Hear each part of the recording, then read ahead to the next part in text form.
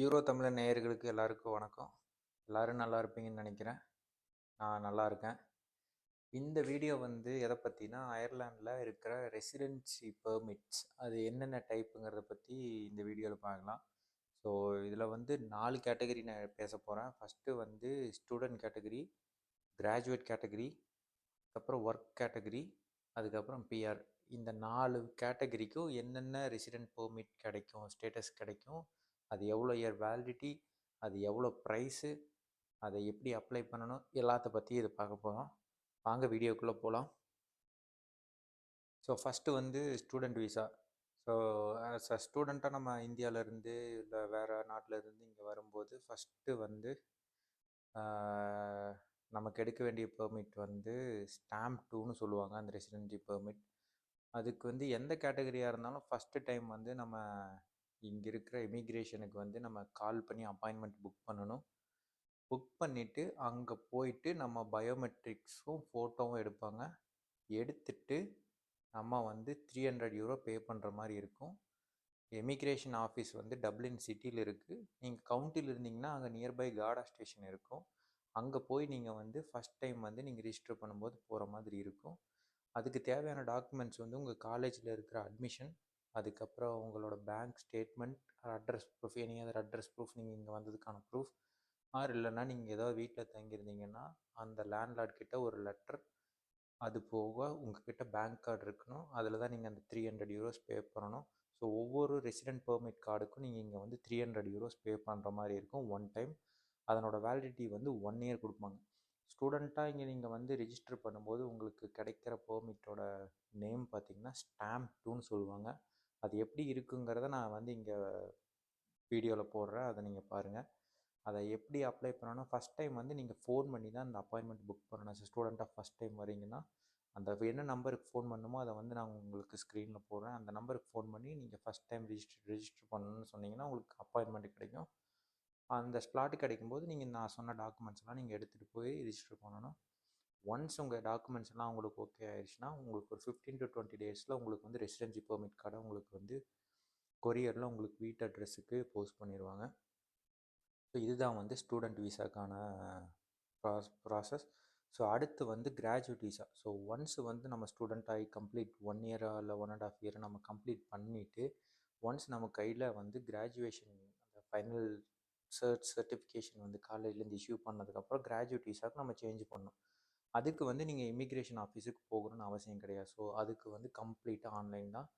அது எப்படிங்கிறது அந்த ஆன்லைனில் நீங்கள் வந்து எப்படி புக் பண்ணுங்கிறத வந்து எல்லாமே ஸ்ட்ரெயிட் ஃபார்வர்டாக தான் இருக்கும். நீங்கள் ஒரு அக்கௌண்ட் க்ரியேட் பண்ணுவீங்க. அது என்ன வெப்சைட்டில் க்ரியேட் பண்ணுங்கிறத நான் உங்களுக்கு டிஸ்கிரிப்ஷனில் கொடுக்குறேன். அதில் வந்து உங்களை டீட்டெயில்ஸ் எல்லாம் ஃபில் பண்ணிட்டு எக்ஸ்ட்ரா ஆடட் ப்ரூஃபாக வந்து உங்களோட காலேஜோட கம்ப்ளீஷன், கோர்ஸ் கம்ப்ளீஷன் சர்டிஃபிகேட் இல்லைனா டிகிரி கம்ப்ளீட் பண்ண சர்டிஃபிகேஷன், இதை வந்து நீங்கள் அட்டாச் பண்ணிங்கன்னா உங்களுக்கு கிராஜுவேட் விசா கொடுப்பாங்க. கிராஜுவேட் விசா அயர்லாண்டில் வந்து 2 இயர்ஸுக்கு கொடுப்பாங்க. ஸோ இயர் 1, இயர் 2 அது வந்து எவ்ரி இயர் பை இயர் தான் நீங்கள் அப்ளை பண்ண முடியும். 2 இயர்ஸ் வந்து ஒரே இதில் பண்ண முடியாது. ஸோ இங்கே வந்து நீங்கள் அகைன் 300 யூரோ பே பண்ணணும். 1 இயர் உங்களுக்கு கிடைக்கும். மறுபடியும் அந்த 1 இயர் முடிஞ்சதுக்கப்புறம் மறுபடியும் நீங்கள் அடுத்த இயருக்கு வந்து நீங்கள் அகைன் 300 யூரோ நீங்கள் பே பண்ணணும். சேம் டாக்குமெண்ட் அப்ளை பண்ணணும். இன்கேஸ் நீங்கள் ஜாப் அப்ளை பண்ணிக்கிட்டு இருக்கீங்க, உங்களுக்கு இன்னும் கிடைக்கல அப்படின்னா, இன்கேஸ் சம்டைம்ஸ் வந்து இந்த ரிஜெக்ஷன் இமெயிலை வந்து நீங்கள் அட்டாச் பண்ணுற மாதிரி இருக்கும். விச் மீன்ஸ் நீங்கள் இன்னும் ட்ரை பண்ணிக்கிட்டு இருக்கீங்க அப்படிங்கிற மாதிரி அவங்களுக்கு சொல்லணும். எல்லாத்துக்கும் 300 யூரோஸ் தான். ஆனால் வேலிடிட்டி வந்து 1 இயர் தான். ஸ்டூடெண்ட்டாக இருந்தாலும் 1 இயர் தான், 1.5 இயர் அது உங்களோட கோர்ஸை பொறுத்து. கிராஜுவேட் விசா 2 இயர்ஸ் வந்து நீங்கள் அப்ளை பண்ணுற டேட்லேருந்து 1 இயர், அகைன் 1 இயர். ஸோ உங்களுக்கு 2 இயர்ஸ் கிடைக்கும். அடுத்த கேட்டகரி வந்து work visa category. So either நீங்கள் ஊர்லேருந்து இங்கே வந்தாலும் சரி, இல்லை இங்கே கிராஜுவேட் ஆனதுக்கப்புறம் உங்களுக்கு ஒரு ஜாப் ஆஃபர் கிடைக்குது அப்படிங்கும்போது நீங்கள் வந்து ஒர்க் பர்மிட்டு சேஞ்ச் பண்ணணும். ஸோ இங்கே வந்து 2 கேட்டகரி இருக்குது ஒர்க் பர்மிட்டில். ஒன்று வந்து ஜெனரல் பெர்மிட்னு சொல்லுவாங்க, இன்னொன்று வந்து critical permit. So general permit வந்து ICT job, health care, finance இதிலெல்லாம் வராது வந்து உங்களுக்கு கிரிட்டிக்கல் ஸ்கில்ஸ்னு சொல்லுவாங்க. ஜெனரல் ஸ்கில்ஸ் வந்து இதில் இல்லாததெல்லாம் இதெல்லாம் ஷார்ட் லிஸ்ட்டில் இருக்கோ, ஜெனரல் எம்ப்ளாய்மெண்ட் இருக்கிறதெல்லாம் வந்து ஜெனரல் கேட்டகரியில் வரும். ஃபார் எக்ஸாம்பிள் வந்து மெக்கானிக்ஸு அந்த மாதிரி சில நான் லிஸ்டட் ஜாப்ஸ் வந்து உங்களுக்கு வந்து ஜெனரல் கேட்டகரியில் வரும். அதில் இருக்கும் இதுக்கும் அதுக்கும் என்ன வித்தியாசம்னா, உங்களுக்கு கிராஜுவேட் விசாவில் உங்களுக்கு வந்து ஸ்டாம்ப் 1 ஸ்டேட்டஸ் கிடைக்கும். அப்புறம் ஸ்டாம்ப் 1G கிடைக்கும், சாரி. நீங்கள் வந்து ஒர்க் விசா சேஞ்ச் பண்ணதுக்கப்புறம் உங்களுக்கு வந்து கிடைக்க போகிற ஸ்டாம்போட நேம் வந்து ஸ்டாம்ப் 1ன்னு சொல்லுவாங்க. ஸோ போஸ்ட் ஸ்டடி விசாவுக்கு வந்து ஜி ஃபார் கிராஜுவேட். நீங்கள் ஒன்ஸ் ஒர்க் பெர்மிட் கிடச்சி நீங்கள் அப்போ கார்டு அப்ளை பண்ணும்போது உங்களுக்கு ரெசிடென்சி கார்டு வந்து ஸ்டாம்ப் 1ன்னு சொல்லி வரும். அதனோட வேலிடிட்டி 1 இயர் தான். ஸோ இந்த ஜெனரல் கேட்டகரிக்கும் கிரிட்டிக்கல் ஸ்கில்ஸ் கேட்டகரிக்கும் என்ன டிஃப்ரென்ஸ்னால், ஜெனரலில் வந்து நீங்கள் 5 இயர்ஸ் வந்து ஒரே எம்ப்ளாயர்கிட்ட இருக்கணும், இல்லைன்னா 3 இயர்ஸ் கண்டினியூஸாக ஒருத்தர்கிட்டையும், அடுத்த 2 இயர்ஸ் வந்து நீங்கள் எம்ப்ளாய்மெண்ட் சேஞ்ச் பண்ண முடியும். ஸோ ஃபஸ்ட்டு 3 இயர்ஸ் சேஞ்ச் பண்ண முடியாது. ஆனால் ரெண்டுத்துக்கும் வந்து ஸ்டாம்ப் வந்து 1G ஸ்டாம்ப் 1 மட்டும்தான் வரும். ஸோ கிரிட்டிக்கல் ஸ்கில்ஸுக்கு வந்து 2 இயர்ஸ் வந்து நீங்கள் எம்ப்ளாயர்கிட்ட ஒரே எம்ப்ளாயர்கிட்டையோ, இல்லைன்னா 12 மந்த்ஸ் கண்டினியூஸாக ஒரு எம்ப்ளாயர்கிட்டையும், அடுத்த 12 மந்த்ஸ் நீங்கள் வேறு எம்ப்ளாயர்கிட்டையும் வேலை செய்யலாம். அவங்களுக்கு கிடைக்க ஸ்டேட்டஸோ பார்த்தீங்கன்னா ஸ்டாம்ப் 1ன்னு தான் சொல்லுவாங்க. ஸோ அவங்களும் வந்து எவ்ரி இயர் வந்து €300 பே பண்ணி ஆன்லைனில் அப்ளை பண்ணணும். கிரிட்டிக்கல் ஸ்கில்ஸும் ஜென்ரல் எம்ப்ளாய்மெண்ட் ஸ்கில்ஸ் ஹோல்டரும் வந்து அவங்களோட சர்டிஃபிகேஷன் வரும். அதாவது எம்ப்ளாய்மெண்ட் பெர்மிட்டுன்னு ஒன்று அவங்களுக்கு கிடைக்கும். அதை அப்ளை பண்ணுறது வந்து சில கம்பெனியே பார்த்துக்கும். அதை அப்ளை பண்ணிவிட்டு அந்த எம்ப்ளாய்மெண்ட் பெர்மிட் வரும். அதை வந்து கிராஜுவேட்டுக்கு எப்படி நம்ம வந்து காலேஜ் டிகிரியை வச்சு அப்ளை பண்ணுறோமோ அது மாதிரி இங்கே எம்ப்ளாய்மெண்ட் பெர்மிட் அப்ளை பண்ணி அந்த ஸ்டாம்ப் 1ங்கிற ஸ்டேட்டஸை நம்ம வாங்குவோம். எல்லாத்துக்கும் 300 தான், காமன் தான், ஒரே வெப்சைட் தான். ஸோ ஒரே நீங்கள் அக்கௌண்ட் இருந்தாலும் அதை நீங்கள் ஃபரெவர் நீங்கள் கண்டினியூ பண்ணிக்கலாம். அதுக்கப்புறம் ஜென்ரல் எம்ப்ளாய்மெண்ட்டில் அதே மாதிரி தான். நீங்கள் ஃபஸ்ட்டு 3 இயர்ஸ் வந்து எம்ப்ளாயரை சேஞ்ச் பண்ண முடியாது.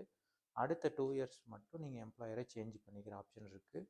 இது இன்னொன்று என்னென்னா, இப்போ நீங்கள் ஒர்க் பர்மிட் இருக்கும்போது உங்களோட டிபெண்ட்டை வந்து நீங்கள் ரைஸ் பண்ணலாம்.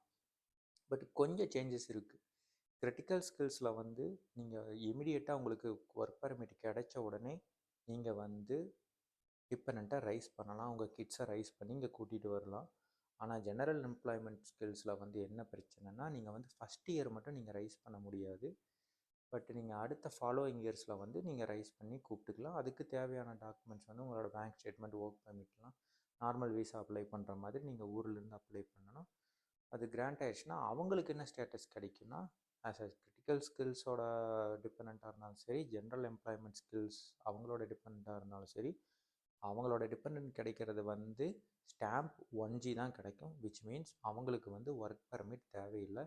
அவங்க வந்து எந்த எம்ப்ளாயர் கூடயும் வேலை செஞ்சுக்கலாம். அவங்களுக்கு ஒர்க் பர்மிட்டு அவசியம் இல்லை. பட் அவங்க இண்டிபெண்ட்டாக இருக்கணும்னு நினச்சாங்கன்னா அவங்கள வந்து ஒர்க் பர்மிட் அப்ளை பண்ணிக்கலாம். ஸோ இதுதான் வந்து இது ரெண்டுத்துக்கான டிஃப்ரென்ஸ். அதுக்கப்புறம் வந்து பெர்மனண்ட் ரெசிடென்ட்ஸ்னு சொல்லுவாங்க. So once critical skills holder ஒரு எம்ப்ளாயர்கிட்டையோ இல்லை 2 எம்ப்ளாயர்கிட்டையோ 2 இயர்ஸ் கம்ப்ளீட் பண்ணிட்டாங்கன்னா அவங்களுக்கு வந்து ஸ்டாம்ப் 4ன்னு சொல்லி ஒரு ஸ்டேட்டஸ் கிடைக்கும். அதாவது இந்த ஊரில் பிஆர்னு சொல்லுவாங்க. பட் டெக்னிக்கலாக அது பிஆர் கிடையாது, பட் பிஆர். அதனோட வேலிடிட்டி வந்து 2 இயர்ஸ். அதனோட பேர் வந்து ஸ்டாம்ப் 4. அதனோட பெனிஃபிட் என்னென்னு பார்த்தீங்கன்னா, உங்களுக்கு ஒர்க் பர்மிட் தேவையில்லை. நீங்கள் செல்ஃப் எம்ப்ளாய்டாக ஒர்க் பண்ணலாம். நீங்கள் வந்து இர்ரெஸ்பெக்டிவ் ஆஃப் நீங்கள் ஜாப் இருந்தாலும் சரி இல்லைனாலும் சரி, நீங்கள் ஒர்க் பர்மிட் இந்த ஸ்டாம்ப் 4ங்கிற இதை வந்து நீங்கள் ரினியூ பண்ணிக்கிட்டே இருக்கலாம்.